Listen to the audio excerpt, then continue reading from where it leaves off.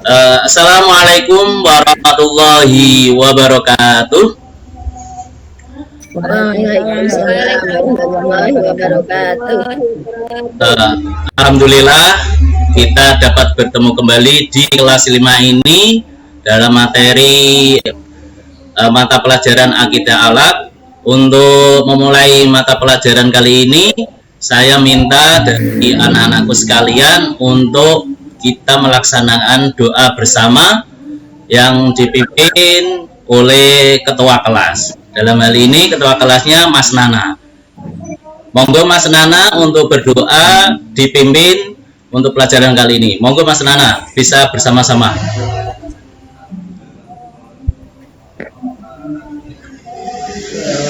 Bismillahirrahmanirrahim.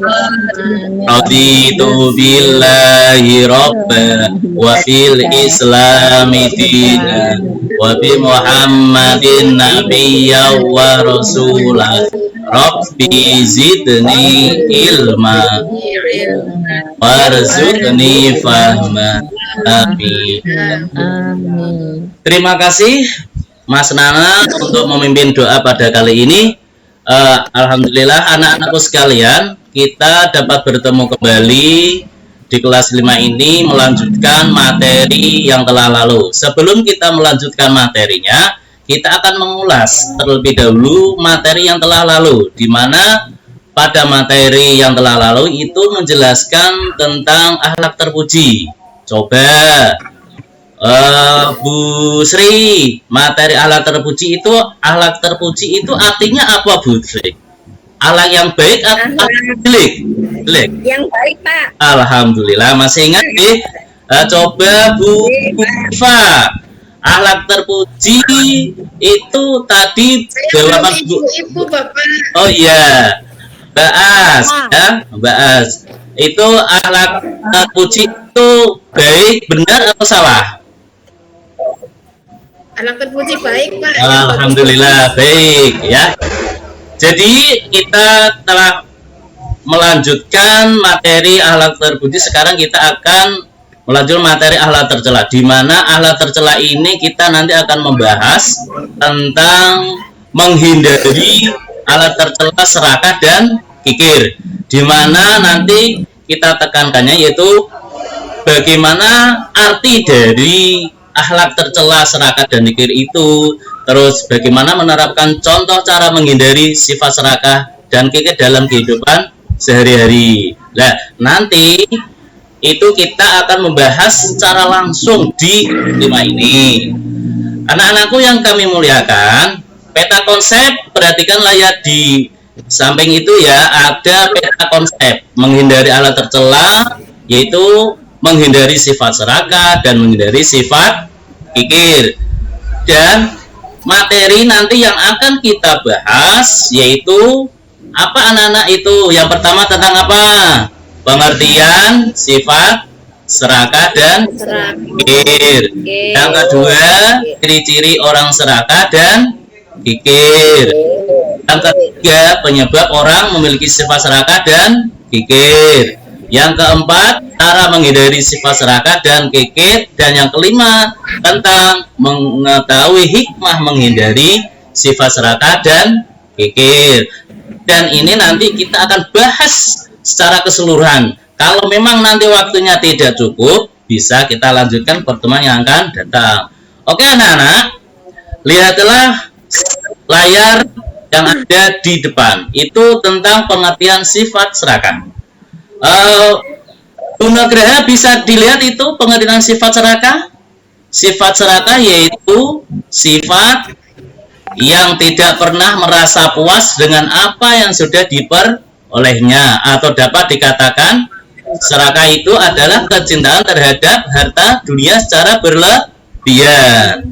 Jadi ya Eva ya, serakah itu merupakan penyakit hati yang bisa menjangkiti siapa saja. Mbak Eni, sifat serakah itu sama halnya dengan apa Mbak Eni? Sifat tercela. Ya betul, sama halnya dengan tamak dan atau rakus. Tahu rakus Mbak Eni? Rakus Tahu, Pak. Oh ya udah tahu ya, makannya itu berlebihan. Kalau makan selalu berlebihan itu rakus ya. Terus kalau pengertian tadi serakah, sekarang itu sifat kikir. Lah, kikir itu biasa kita dengar itu yang namanya dengan apa? Pelit. Tahu pelit, Mbak Eni? Nah, medit, betul sekali ya. Pelit, kikir, medit, bahil. Wah, berarti persamanya banyak ya.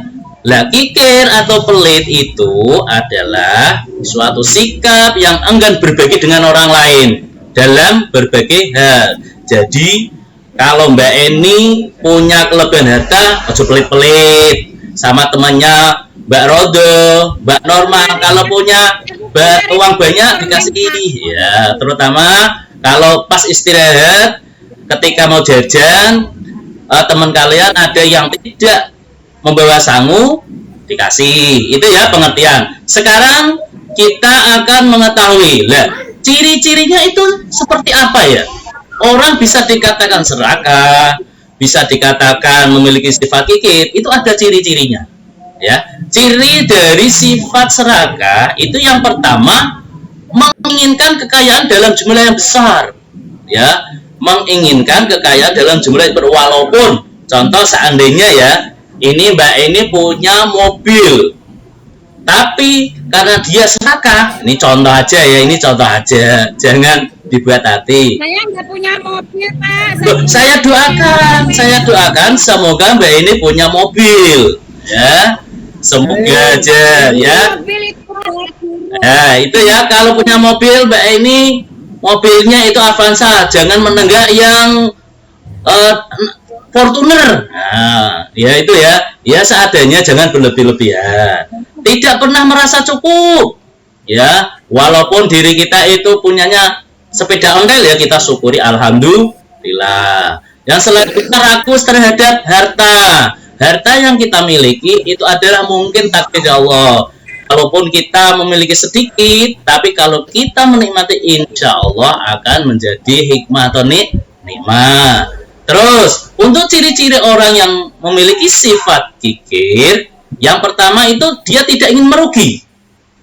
Ya, tidak ingin merugi. Pengennya bati, orang wong dodole kan ngono. Ora pengin rugi. Pengennya beruntung terus. Nah, terus memiliki banyak alasan untuk menolak. Dikasih enggak mau, alasan terus loh. Lebih suka meminta daripada memberi. Al-yadul ulya khairum min yadis sulfa. Tangan di atas itu lebih baik daripada tangan di bawah. Tapi kalau orang yang memiliki sifat kikir, itu pengennya tangannya di bawah, senengnya di bawah. Dia senengnya itu minta-minta. Itulah ciri-ciri orang yang dirinya memiliki sifat kikir atau pelit atau medit, bahil. Banyak ya persamaannya ya. Itu. Terus selanjutnya suka mempunyai menyembunyikan ya. Terus selanjutnya ini penyebabnya orang memiliki sifat serakah atau kikir. Penyebab yang pertama, orang yang memiliki sifat serakah itu terlalu cinta dunia, ya, hubud dunia, terlalu cinta dunia, tidak mementingkan akhirat. Dia hanya suka dunia. Terus tidak menyadari harta itu hanyalah titipan dari Allah. Dia tidak menyadari bahwa harta itu adalah titipan dari Allah. Dia berpikir harta itu adalah milik saya. Itu tidak milik siapa-siapa. Itu milik saya, bukan milik Allah, bukan milik kalian, bukan milik Mas Nana, bukan milik siapa-siapa. Ya? Yang selalu tidak bisa memahami arti hidup bermasyarakat, pengen menyendiri. Nah, lupa dengan akhirat. Dia itu tidak iling sama sekali tentang akhirat, bahayanya. Oh, bahwa nanti di akhirat itu ada balasan bagi orang yang memiliki sifat serakah. Dia itu tidak berpikir ke situ. Dia hanya berpikirnya ke dunia. Pokoknya aku kerja beli duit, pokoknya ngelumpukin duit seakeh-akeh. Kan ngoten ya. Terus penyebab orang memiliki sifat kikir, yang pertama itu takut miskin. Dia itu sangat takut sekali. Padahal orang yang memberikan uang kepada orang lain itu insya Allah nanti akan bertambah. Tapi kalau orang yang memiliki sifat kikir itu selanjutnya Mbak Sri, caranya untuk menghindari sifat serangan, ya menjauhi sifat iri dan dengki. Nah, ini biasanya para anak-anak perempuan sifat iri dan dengki sering menempel.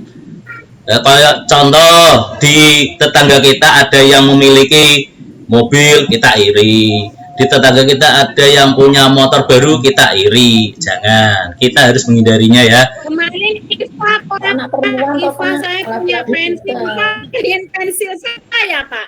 Oh gitu. Ya. Ya. Terus anak-anak, untuk cara menghindari sifat kikir itu yang pertama membiasakan diri berbagi rezeki dengan orang yang bersedekah. Nah, cara kita untuk menghindari dalam diri kita ketika ada sifat kikir menempel sedikit pun, ya mungkin kita nggak tahu ya. Nah, caranya bagaimana? Kita harus sering-sering bersedekah. Bersedekah, memberi kepada orang yang membutuhkan, terutama kepada orang yang fakir miskin. Itu cara menghindarinya ya. Orang ngamen nggak apa-apa kan ya? Yo, nggak apa-apa, karena pengamen itu ya pekerjaan juga. Karena menurut dia emang bisanya mungkin seperti itu. Mungkin kita husnudon aja ya. Kalau mungkin ada pengamen lewat, waktu ya, kurang 2 menit. Oke, ya. Terus selanjutnya itu menyadari bahwa harta kekayaan adalah titipan dari Allah.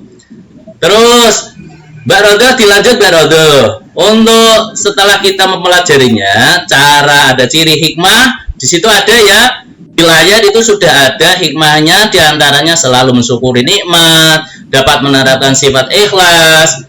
Terus hikmah sifat kikir itu diantara ada hidup lebih tenang dan tentram, menjadi orang yang pandai bersyukur. Lah, itu hikmah diantara sifat serakah dan sifat kikir. Selanjutnya Mbak Rodo, slide selanjutnya. Di sini kesimpulannya sifat serakah itu bisa betul, kesimpulannya sifat serakah atau tamak atau rakus itu adalah sifat ingin memiliki harta dengan cara yang tidak baik atau dengan cara menipu. Terus kita menghindarinya dengan cara dapat merusak hubungan dengan orang lain. Sedangkan sifat kikir atau bahil atau pelit itu sifat tidak mau bersedekah dan memberi bantuan kepada fakir miskin dan orang yang tidak mampu. Anak-anakku sekalian, untuk memperdalam selanjutnya Mbak Rodo, selanjutnya ini ada tugas untuk kalian semua Mbak Rodo. Selanjutnya itu tugas kelompok. Nanti kelas ini saya bagi menjadi 3, kelompok A, kelompok B, dan kelompok C. Kelompok A diskusi tentang ciri-ciri orang memiliki sifat kikir dan serakah. Yang kelompok B, penyebab orang memiliki sifat serakah dan kikir. Yang kelompok C, cara menghindari sifat serakah dan kikir. Ini tugas kelompok untuk diskusi yang nanti dipaparkan pertemuan yang akan datang, nggak apa-apa. Sedangkan untuk tugas individu, ini kalian dibuat nanti di rumah, membuat kaligrafi surat Al-Qasas ayat 81, dan ada kriteria penilaiannya, yaitu tentang kaidah khot, kerapian, keindahan, dan bingkai. Nanti di rumah bisa membuat kaligrafi yang sebagus mungkin. Ya, mungkin itu ya. Untuk terakhir, ini Pak Nasir pesan, Pak Guru pesan, dalam materi akhlak tercela ini, dengan kita mempelajari cara menghindari akhlak tercela, serakah kita berharap bisa mempraktekkan dalam kehidupan sehari-hari. Yaitu seperti contoh, ketika kita pulang dari sekolah, kemudian kita melihat seorang pengemis, minta-minta dari rumah, maka dengan kerendahan hati kita bisa menyisihkan atau memberikan waktu kepada pengemis agar hidup kita bisa bermanfaat bagi orang lain. Ini merupakan salah satu contoh menghindari sifat kikir, yaitu dengan membiasakan diri berbagi rezeki dengan orang lain.